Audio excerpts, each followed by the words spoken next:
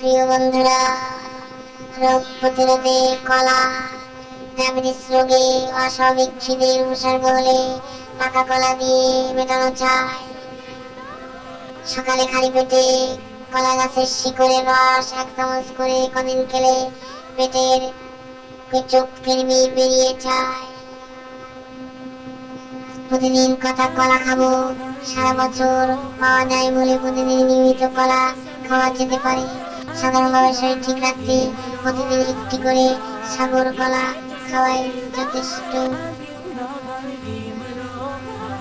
বন্ধুরা, দামি ফল বেদেনা, ডালিম বা বেদেনার রস বেশ সুস্বাদু, শরীরে বল বাড়ায়।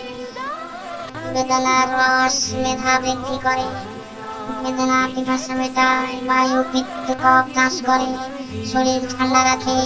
জ্বর হলে বেদনা খাওয়া ভালো, শরীরের তাপ কমে।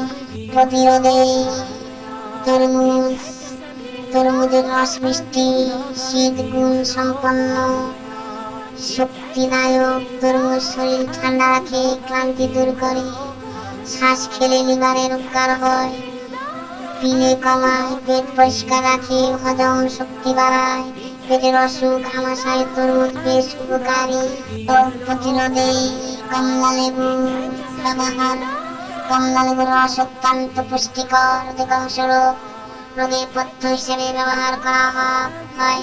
কমলা লেবু খেলে খিদে বাড়ে, খাওয়ার রুচি বাড়ে, শরীরে বল বাড়ে। খুব পরিশ্রমের পর অন্যান্য খাবারের সঙ্গে কমলা লেবু খেলে ক্লান্তি দূর হয়। রোগ প্রতিরোধে তরমুজের ব্যবহার, তরমুজের রস মিষ্টি, শীত গুণ সম্পন্ন, শক্তিদায়ক। তরমুজ শরীর ঠান্ডা রাখে, ক্লান্তি দূর করে।